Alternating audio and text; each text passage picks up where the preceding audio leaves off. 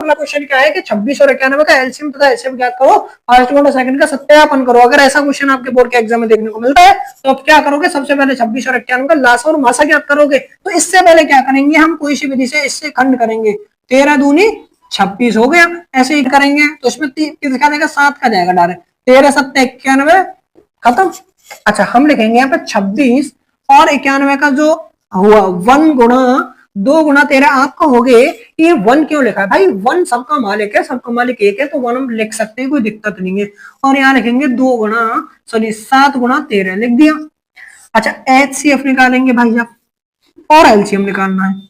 देखो जब एचसीएफ निकालते हैं तो जो मिलते हैं केवल उन्हीं को लेते हैं, और एलसीएम इतना बनाए जो मिल रहा है वो तो लेना लेना, और जो नहीं मिल रहा है वो भी लेना। ये बेचारा किसी के संग में दगा नहीं करता। तो एचसीएफ इसमें क्या क्या मिल रहा है, 13 मिल रहा है, तो एचसीएफ हो गया 13 आंसर।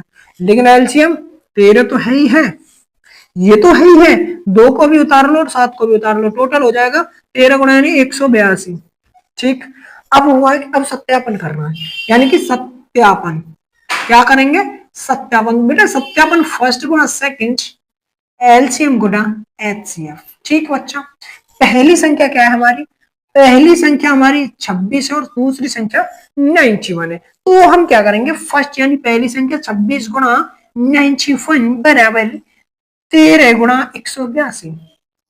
ठीक है, मतलब लासा मासा का गुणा किया और संख्या को गुणा किया।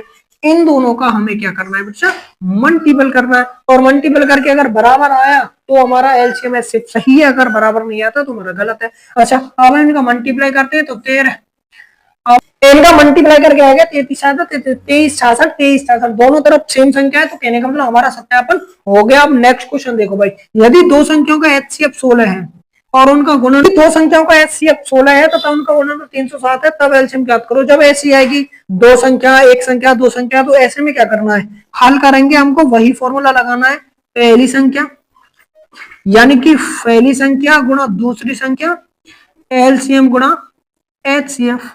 अब देखो उसने क्या कहा है कि उनका गुणनफल, कहने का मतलब इन दोनों का जो मल्टीप्लाई है, अब हमें मल्टीप्लाई भी नहीं करना, उसने मल्टीप्लाई करके दिया है, कितना है 3072 है।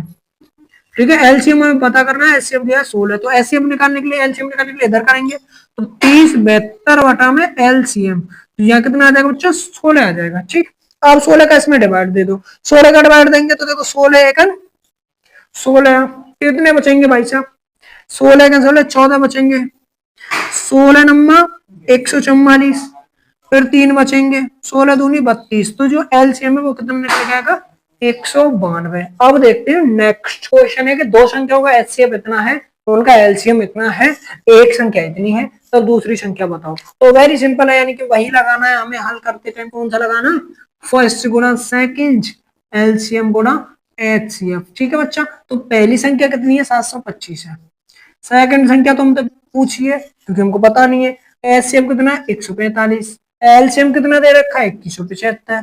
ठीक है, अब क्या करना है हमें, सेकंड बराबर 145 गुणा 2175 बटा में 725।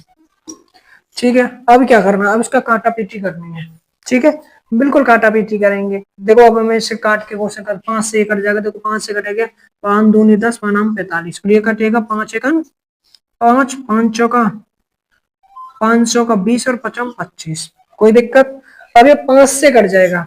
ठीक है, 5 45, 29 से कितनी बार कटेगा 5, और 5 का डिवाइड इसमें देंगे, 5 चौके 20, 5 चौके 20, 5 या 15 और 5 25 आंसर।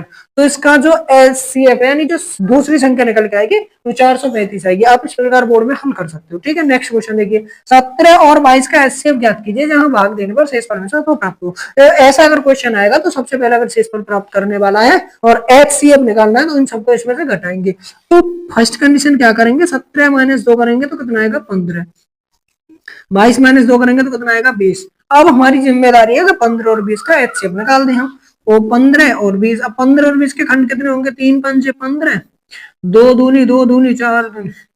ठीक है, हो गए। अच्छा इसमें मैच कितना आ रहा 5, एचसीएफ कितना आ जाएगा 5। ठीक है, आंसर अगर हम 5 से 22 17 में भाग देंगे तो 2 से शेषफल बचेगा, 5 या 15 2 बचेगा, और 22 में देंगे तो 2 से 16 होगा। ठीक है, अब इस प्रकार चैप्टर फर्स्ट के ऑल क्वेश्चन समाप्त हो चुके हैं। कल से करेंगे सेकंड चैप्टर। Thank you.